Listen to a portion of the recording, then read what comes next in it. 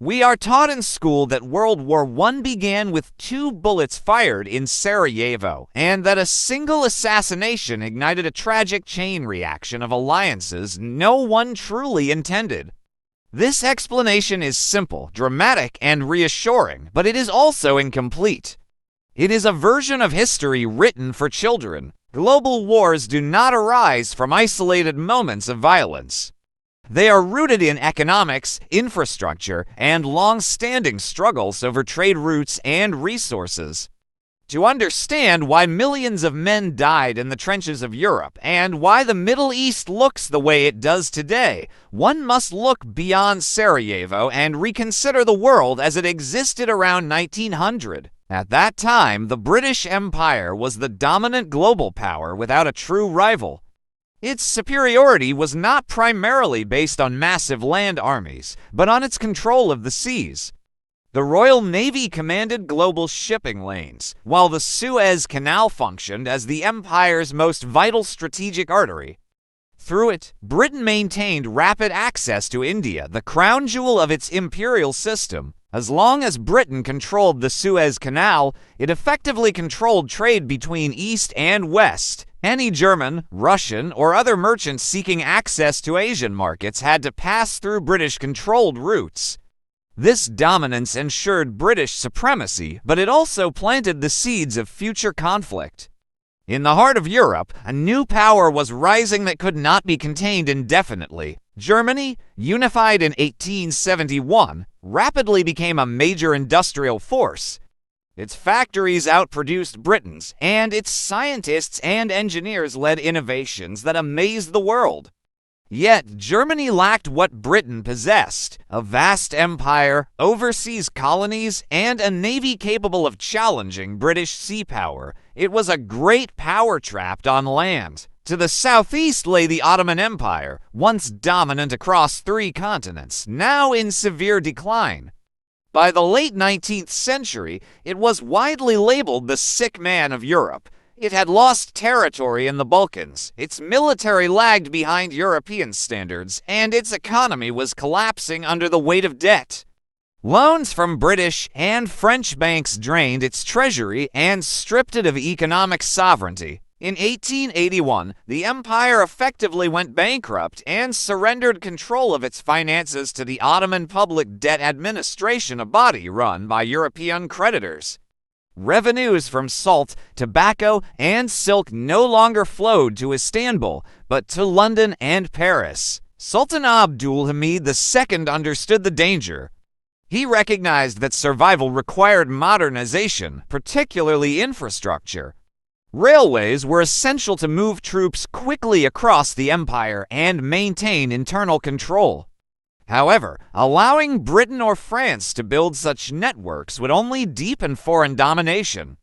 The Ottomans needed a new partner, one without colonial ambitions in their lands. That partner was Germany. Here, German and Ottoman interests converged. Kaiser Wilhelm II saw an opportunity to shift the global balance of power by building a railway linking Berlin to Istanbul, Baghdad, and eventually the Persian Gulf. This land route would bypass British-controlled seas and neutralize the Royal Navy's greatest advantage. For the Ottomans, the railway promised unity and survival. For Germany, it offered access to Middle Eastern and Asian markets and a path to global influence. For Britain, however, it represented an existential threat. Construction of the Berlin-Baghdad Railway began with German financing led by Deutsche Bank and German engineering expertise.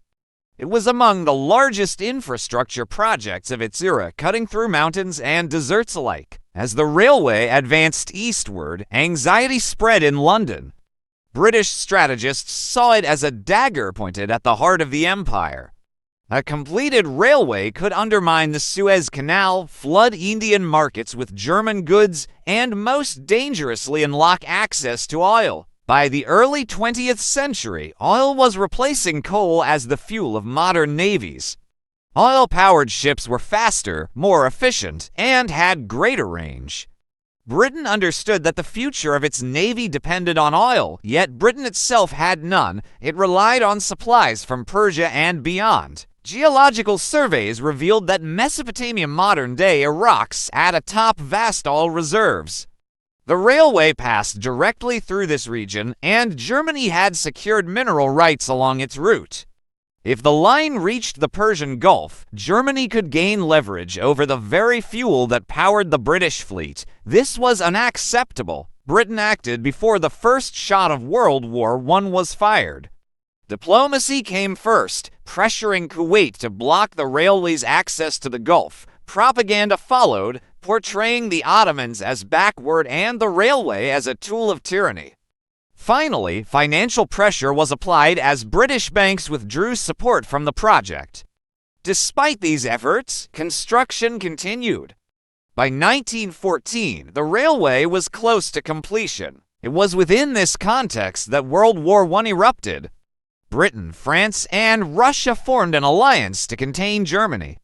Russia feared a revitalized Ottoman Empire, France feared German economic domination, and Britain feared losing control over India, Suez, and oil supplies. Once war began, Britain's attention quickly turned to the Middle East. British forces landed in Basra, officially to protect oil facilities, but in reality to secure the railway corridor and seize oil fields before Germany could reach them. The Mesopotamian campaign was brutal. Soldiers died not only from combat, but from heat, disease, and exhaustion. The incomplete railway proved decisive. German and Ottoman supplies could not move efficiently, logistics collapsed, and infrastructure dictated the outcome of war. While fighting continued, Britain and France secretly planned the post-war order. In 1916, the Sykes-Picot Agreement divided the Middle East into artificial states. These borders ignored ethnic, religious, and geographic realities, but closely followed oil fields and railway routes. The region was shaped not to build nations, but to prevent future challenges to imperial power. The Berlin-Baghdad Railway was never completed as intended. It was fragmented across Turkey, Syria, and Iraq, and its unifying purpose was destroyed. Yet its legacy endured. The collapse of the Ottoman Empire created a power vacuum that continues to destabilize the region. The idea behind the railway did not disappear. The concept of a land bridge connecting Europe and Asia resurfaced in World War II, during the Cold War, and again in the 21st century. Today, China's Belt and Road Initiative echoes the same logic. Land-based infrastructure designed to bypass maritime choke points controlled by dominant naval powers. The lesson of the Berlin-Baghdad Railway is simple but profound. Infrastructure is never neutral. A road is never just a road. A railway is never just steel. It is power. The borders of the Middle East were drawn not to create stability, but to block a railway. And that unfinished railway continues to shape the conflicts, borders, and global struggles of the modern world.